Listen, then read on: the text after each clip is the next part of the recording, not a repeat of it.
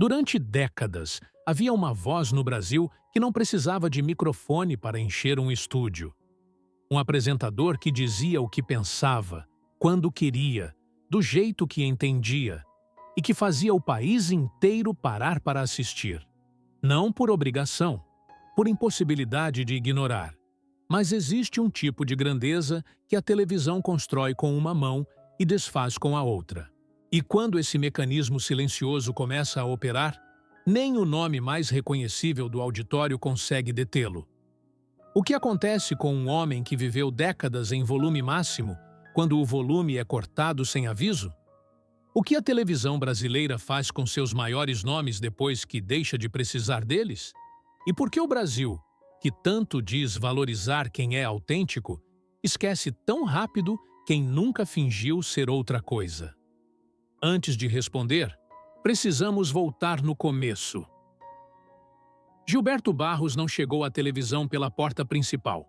Chegou do jeito que a maioria dos grandes nomes do entretenimento brasileiro chegou: pelo esforço, pela insistência, pela disposição de aparecer em qualquer espaço que abrisse, por menor que fosse, e transformar esse espaço em algo maior do que era antes de ele entrar.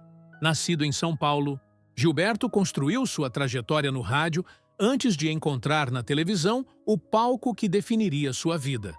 O rádio ensinou a ele o que a televisão depois confirmou: que a voz importa, que a presença importa, que o ritmo de falar com o público é uma habilidade que não se aprende em escola. Se desenvolve em estúdio, em erro, em tentativa, em anos de microfone aberto e plateia impiedosa. Quando chegou à TV, trouxe consigo tudo isso. E mais uma coisa que o diferenciava: a ausência total de filtro. Num ambiente onde apresentadores cuidavam da imagem, mediam as palavras, construíam personas que o público pudesse consumir sem atrito, Gilberto Barros fazia o oposto. Ele entrava no ar como entrava na vida, sem calcular, sem recuar, sem pedir desculpa antecipada pelo que poderia dizer. Esse estilo criou um público fiel, com uma velocidade que poucas carreiras conseguem. O telespectador brasileiro, acostumado a uma televisão que frequentemente falava bonito sem dizer nada, encontrou em Gilberto Barros algo diferente. Um apresentador que falava feio às vezes, que errava na frente de todo mundo, que tropeçava sem parar a transmissão, e que justamente por isso parecia mais real do que qualquer outro nome no dial. A identificação foi imediata e foi intensa. O SBT foi onde essa equação encontrou sua expressão máxima. O canal de Silvio Santos, com sua tradição de entretenimento popular, de auditório lotado, de televisão que não se envergonhava de ser barulhenta e excessiva, era o ambiente perfeito para um apresentador como Gilberto Barros. Ali, o excesso não era problema, era produto. Ali, a polêmica não era acidente, era estratégia. E Gilberto entregou tudo isso com uma consistência que poucos conseguiriam sustentar. Os programas que apresentou ao longo dos anos no SBT tinham sua marca impressa em cada segmento. O formato podia variar, os convidados podiam mudar, mas o centro gravitacional era sempre o mesmo. Aquela figura que conduzia o caos com uma leveza que só parece natural em quem passou décadas praticando. Os índices de audiência respondiam. O Brasil assistia. Mas era nas polêmicas que o personagem Gilberto Barros se revelava em sua forma mais completa e mais contraditória. Ao longo dos anos, suas declarações públicas cruzaram linhas que outros apresentadores jamais ousariam cruzar. Comentários sobre corpos femininos, afirmações que provocavam reações imediatas nas redes sociais e nos noticiários, momentos ao vivo que geravam repercussão por dias. O Brasil se dividia. Uma parte condenava, escrevia, exigia posicionamento, exigia punição. A outra parte ria, compartilhava, defendia e continuava sintonizando. E é aqui que o paradoxo de Gilberto Barros se torna mais difícil de ignorar. Em nenhum momento as polêmicas o afastaram do público de forma definitiva. Pelo contrário, havia uma parcela considerável da audiência brasileira que assistia a ele precisamente por causa do risco, pela possibilidade de que algo inesperado acontecesse a qualquer momento. Ele era imprevisível. E a televisão brasileira daquele período amava o imprevisível, desde que os números sustentassem. Por muito tempo, sustentaram. O auge no SBT não foi um momento isolado. Foi uma fase prolongada de visibilidade constante, de reconhecimento nacional, de um rosto e uma voz que o Brasil associava automaticamente ao entretenimento popular em sua forma mais crua e mais honesta. Gilberto Barros era o tipo de apresentador que as pessoas tinham opinião formada antes mesmo de apertar o play. E que mesmo quem o criticava continuava acompanhando, porque ignorá-lo era impossível. Esse é o tipo de presença que a televisão não fabrica em laboratório. Ou você tem ou não tem. Gilberto Barros tinha. E então, o Brasil começou a mudar. Não de uma vez. Não com uma virada de chave visível. Mas aos poucos, com aquela lentidão silenciosa que os processos de transformação cultural têm e que só se percebe quando já é tarde demais para reagir. A televisão aberta começou a perder espaço para outras plataformas. O público jovem migrava. Os anunciantes ajustavam as estratégias. As emissoras revisavam seus formatos. E o tipo de entretenimento que Gilberto Barros representava, barulhento, sem filtro, disposto ao confronto, começou a encontrar resistência em um ambiente que progressivamente demandava outros registros. Os programas começaram a rarear. Os espaços foram encolhendo. O homem que a televisão brasileira havia consumido por décadas continuava sendo o mesmo, com a mesma voz, o mesmo estilo, a mesma disposição para o excesso que sempre foi sua marca. Mas o Brasil ao redor dele tinha mudado. E a televisão, que nunca avisa quando está se despedindo, simplesmente foi em frente sem ele. O fim não chegou com estrondo. Nunca chega para quem passou décadas dentro da televisão. O estrondo seria quase um respeito, uma demissão televisionada, uma saída anunciada, um comunicado oficial que ao menos reconhecesse o tamanho do que estava terminando. O que aconteceu com Gilberto Barros foi diferente. Foi o tipo de fim que a indústria aplica nos seus sem cerimônia nenhuma. O apagamento gradual. Um programa a menos. Um contrato que não renova. Um convite que demora mais para chegar. E depois, para de chegar. A televisão brasileira tem um mecanismo silencioso para dispensar seus nomes, quando entende que o ciclo terminou. Não existe reunião formal. Não existe discurso de encerramento. Existe um espaçamento progressivo entre as aparições que vai aumentando até que, em algum ponto que ninguém consegue localizar com precisão, o silêncio vira permanente. Para Gilberto Barros, esse processo se acelerou à medida que o entretenimento popular brasileiro foi sendo reconfigurado. Os programas de auditório perderam fôlego nas grades das emissoras. O modelo que ele representava, o apresentador como força da natureza, sem roteiro rígido, sem controle editorial rigoroso, foi sendo substituído por formatos mais calculados, mais seguros, mais fáceis de vender para o anunciante do novo ciclo. Gilberto não se reinventou para esse novo ciclo. Talvez não soubesse como. Talvez não quisesse. Talvez, e essa hipótese é a mais honesta, ele simplesmente fosse o que era. E o que era não tinha mais espaço no que a televisão brasileira estava se tornando. Os projetos que poderiam ter vindo não vieram. As oportunidades que poderiam ter surgido não surgiram.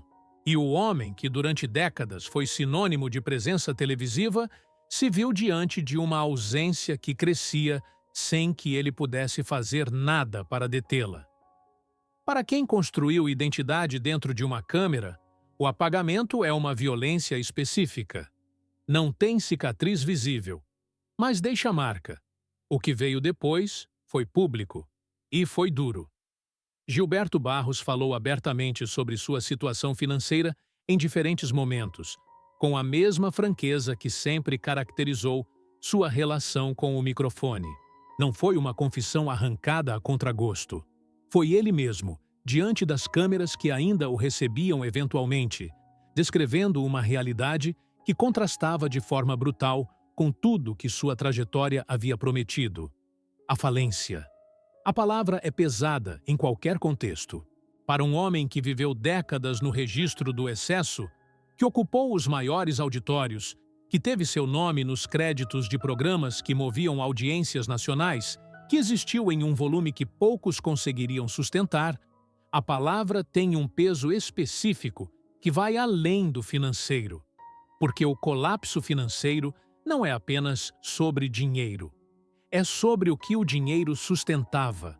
É sobre um modo de vida construído dentro de um sistema que parecia sólido enquanto a câmera estava acesa e que revelou sua fragilidade estrutural no momento em que a câmera se apagou. A televisão não paga a aposentadoria emocional. Não existe plano de saída para o apresentador que um dia enchia o estúdio e que agora não tem estúdio para encher. O que Gilberto Barros descreveu publicamente sobre suas dificuldades financeiras não foi uma lista de erros que cometera. Foi o retrato de um homem que viveu no ritmo que a indústria pedia enquanto a indústria precisava dele e que se viu sem estrutura quando a indústria seguiu em frente. Não é uma história de imprudência individual. É uma história sobre o que a televisão brasileira faz, e sempre fez, com as pessoas que consome. Oferece o palco enquanto o palco serve. Retira o palco quando não serve mais, e não deixa nada no lugar. Para Gilberto Barros, acostumado ao excesso como modo de existência, o contraste foi ainda mais violento. Não porque ele fosse diferente de tantos outros que passaram pelo mesmo processo, mas porque o tamanho da queda é proporcional ao tamanho do que existia antes, e o que existia antes, no caso dele, era imenso. O que se sabe sobre a vida de Gilberto Barros hoje é o que ele mesmo escolheu revelar, e o que o tempo tornou visível para quem presta atenção. Ele vive longe das câmeras, não porque tenha desaparecido completamente. Eventualmente aparece em entrevistas esparsas, em registros que circulam nas redes, em momentos onde a presença ainda é reconhecível, ainda carrega aquele peso específico de quem passou décadas sendo olhado por milhões de pessoas. Mas a frequência é outra, o contexto é outro, o volume é outro. Em declarações que deu ao longo dos últimos anos, Gilberto falou sobre morar de forma simples, sobre as limitações que a situação financeira impõe, sobre a distância entre o presente e tudo o que o passado havia sido. Falou sem autocomiseração excessiva, com aquela mesma franqueza direta que sempre foi sua característica mais reconhecível. O que a sua situação atual revela não é fraqueza. É a anatomia de um sistema.